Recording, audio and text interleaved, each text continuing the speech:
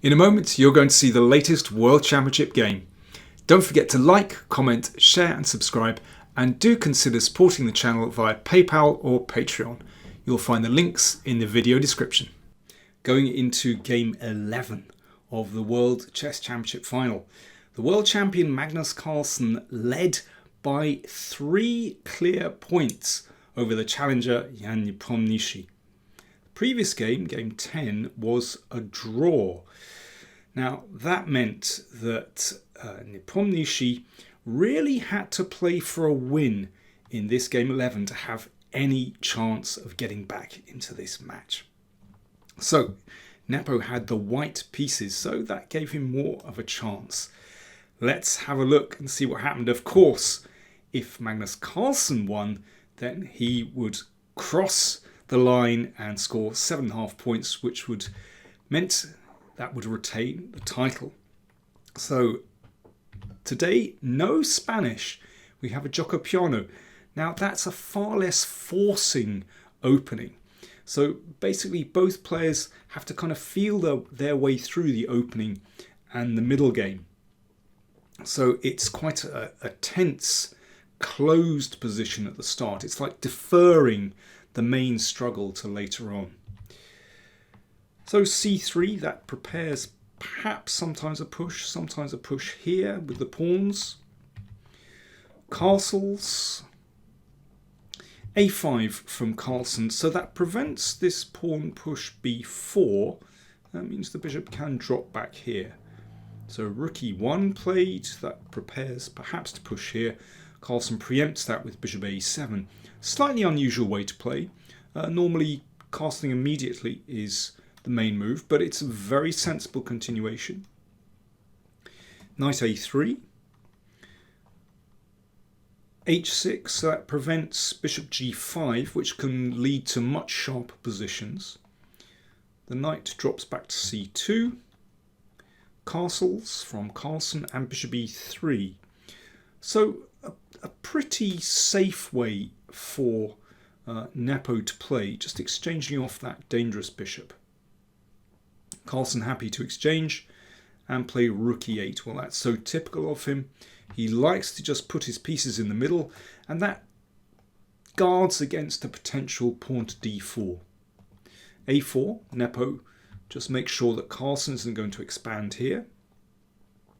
Carlsen takes the time to challenge this strong light squared bishop. Now, it's possible to play bishop b5 in this position, which would keep a little bit more tension, but Nepo happy to exchange. And he has a sort of very slight initiative here. Queen b3 attacks the pawn, puts the queen on a pretty good diagonal as well, and of course makes room for the rook to come into the middle. So b6 stops any thoughts of queen takes pawn. Rook d1, rook in the middle. So Nepo just has a very nice piece placement at the moment. And Carlsen drops the knight back to e7. This is so typical. We've seen him do this in many games. The position, the structure, the pawn structures are really related to the Spanish. And this maneuver, putting the knight on g6, is a real favourite of Carlsen's. h3, just a tidy move. I mean, you could say that Nepo's pieces are very nice here, but somehow he needs to break in order with one of the pawns in order to get anything tangible out of this position. Queen d7, Carlsen develops nicely. Queen's on a good square there, looking at this pawn on a4, also looking in this direction. Knight h2, maneuverings. Obviously Nepo wants to put the knight here. Rook d8. There you go, just putting the pieces in the middle and waiting for something good to happen. You know, Carlsen isn't exactly sure what's going to take place, but he knows if he puts his pieces in the middle, it's very sound. Knight g4. Okay, exchanges off this knight. So Nepo hopes that this structure, this little change in structure, is going to help him. It might be, if the position remains static, then he might be able to play moves like g3, king g2, Later on go for a pawn push with g5 or maybe a knight f5. I mean, this is very long term, but in some positions, this double pawn and that pawn on g4 can help with some kingside attack. But that's why Carlsen decided to break in the middle. So it's very difficult for white to find the time to pursue an initiative on the king side. And basically, Carlsen is absolutely fine here. Once this break takes place, the rook is doing a very good job here, protecting that pawn on e5. The position is balanced, basically. But here's where Nepo played, I wouldn't say a rash move, but this is the kind of move, pawn to d4, that, well, it obviously breaks open the position. But there is a tendency for all the tension to just be resolved after this, or white will get the advantage. So what's it to be? You can see these pawns, lots of these pawns together in the middle of the board. Lots of captures available. Carlsen didn't rush it. He thought for about 11 minutes here, and he played pawn takes pawn on d4. Pawn takes pawn on d5. Now, if Carlsen recaptures with knight takes d5, then rook takes d4, and that pin is very annoying. Always, when you get the rook opposite the queen, there are going to be tactics. So common. But after this capture, Carlsen had prepared a very nice move. Rook to e4. So that just covers this pawn. So if rook takes pawn, rook takes rook, pawn takes rook. Now, you don't want to take straight away, but just g6, just giving the king a nice safe square, and black is getting ready to recapture that pawn on d5, and basically black is absolutely fine in that position. So this is a clever move, preventing, basically if that rook arrives on d4, it'll be exchanged off. So queen c2 hits that rook, but the rook remains on the fourth rank. So same story, if rook takes, black exchanges, and knight takes d5, and the position is about equal. And really, that's what Nepo should have done. He should have just acquiesced to those exchanges, and probably it would have drifted to a draw, and, well, a draw would suit Carlsen. That would just move him closer to the finishing tape. Instead, Nepo played an extraordinary move. He didn't even make this move quickly. He thought for 9.5 minutes and played g3, and this is a disaster. Pawn takes knight. White has to take the rook, and now the queen just crashes through, and black has an absolutely lethal attack. So it's a very small material investment, but basically the queen has broken through to the king. Queen h3 check. Now, the king came back here. If it steps up to e2, then pawn takes pawn. You can see the king is wide open in the middle of the board. If king takes pawn, then queen check skewers king and queen. The queen will be taken after that check. If rook f1, well, this is horrible. Knight f5, threatening queen f3, queen e3, mate rather. That just gives black a winning attack. So that's why Nepo stepped to the side with king g1. And here, well, this is where World Championship nerves played their part in the game. Carlsen is on the brink of winning. If he wins this game, he retains his world title. And there is a very simple win here. Carlsen could just take that pawn. King takes, loses to queen check and wins the queen. And if queen takes f2, simply rook up to d6, threatening rook g6. And there is no decent defense to that attack. It is really all over. For example, if the queen steps back, check, well, the king just gets chased up the board Knight f5 check. I mean, you can do it all with checks basically. You know, this is not difficult at all. King up. Here's a lovely position actually. Queen c2 check. Rook d3, and now, I mean, you can see that white is completely tied up here. The rook is pinned. The queen has to protect the rook, and just g6 protecting the knight. And white has no useful move in that position. The position is Zugzwang. Whatever white plays, it's game over. For example, if the rook moves, then rook e3 is mate. It's a terrible position. It's not a difficult variation. How come Carlsen did not play that? I don't know. Instead, well, he played a good move, but not a winning move. Knight f5. I mean, this keeps black in complete control, but it's not absolutely winning, not yet. Carlsen, I mean, obviously he wants to play the rook up again. Simple idea.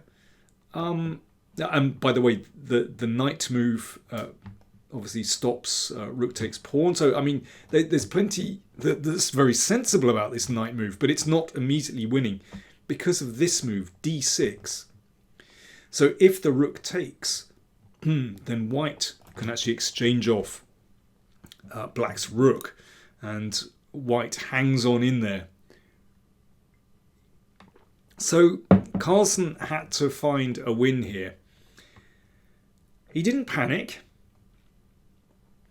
I mean, there are various ways to go about this. You can check and take this pawn here and keep playing for the attack. Instead, Carlsen played knight h4, threatening mate in 1 with these two moves. That's not bad. Pawn takes pawn. You can still play for the attack just by taking this, but Carlsen played in a very safe and sound way. He played queen g3 check. If the king goes here, then rook takes, and that's crushing because the rook threatens to come across, but also if rook takes rook, then queen takes rook check, followed by taking the rook. So after queen g3, the king had to go to f1. And now knight f3. Magnus plays in his own way. You know, he finds a safe continuation that gives white no chance. Basically, the only thing that white can do here is to bring the queen across and transpose down into a horrible endgame. Queen g2 will lead to, well, roughly what we saw in the game. Queen f2 was played. So offering exchange of queens, queen check. So basically two moves here. If queen g2 is the game continuation, and king e2, knight takes rook, king takes, and this leads to an endgame which, well, we had a queen and pawn endgame the other day in their game. Here, Carlsen is a clear pawn up. That h-pawn basically is going to be decisive. The queen also is in a great position. It can centralise. I mean, that is no fun for white to play. It must be lost. Nepo played instead queen g2, which leads by force to another kind of lost endgame, a rook and pawn endgame. So here, Carlsen is a clear pawn up. Once again, it's that rook's pawn that is going to decide. Not just the rook's pawn. The rook is in a superb position, an active position. So it's interesting that Carlsen is very happy to simplify into one of these winning endgames. You know, he doesn't just go for the flash points, basically. He doesn't go for style points. He's just safe and solid. And this gives Nepo no chance whatsoever. So the threat is obviously to bring the rook down. But if rook e2, the rook comes down anyway and threatens to come to take that second pawn. So king f3, rook d2, threatens to take another pawn, rook b1. And Carlsen's technique was superb. g6, just preparing to bring the king up the board very steadily. And really there's very little that white can do now. Nepo wanted to try to simplify the position. You know, if he could exchange off all the pawns on the queen side, he might have a chance of holding that position. But Carlsen had worked it out. He captured. If pawn takes pawn, then rook a2 picks up this pawn. So rook takes pawn, and now rook a2. Excellent move. So that keeps an eye on this pawn, and that means it keeps the rook tied to defending that pawn. So in a rook endgame, you always want to play as actively as possible and keep your opponent's pieces in passive positions. Nepo went for it with king e4, looking to attack these pawns, but now once that king goes in this direction, then the pawn is ready just to march home. There's not a lot that white can do about it. So, especially as the rook is tied down to defending that pawn. King d5. It's possible just to push the pawn, but well, the way that Carlsen played was even more secure. He attacked this pawn. It makes life very difficult. Rook b3.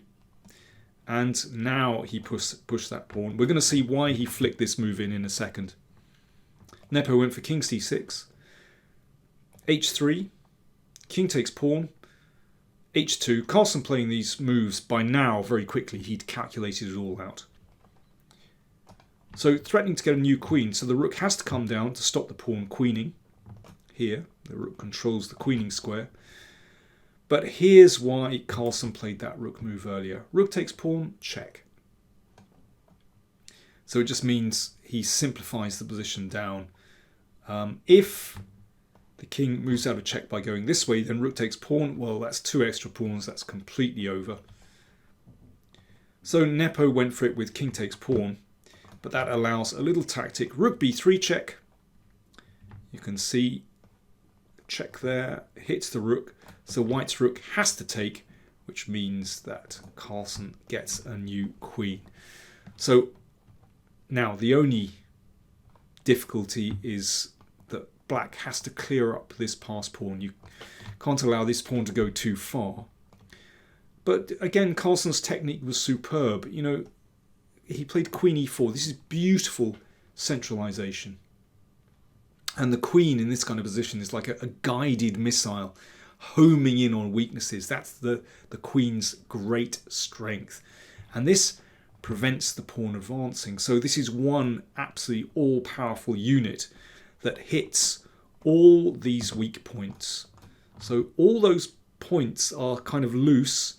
White has to coordinate them all against this almighty queen, and it's just not possible. So for example here, white would desperately want to push that pawn, but then queen e6 check.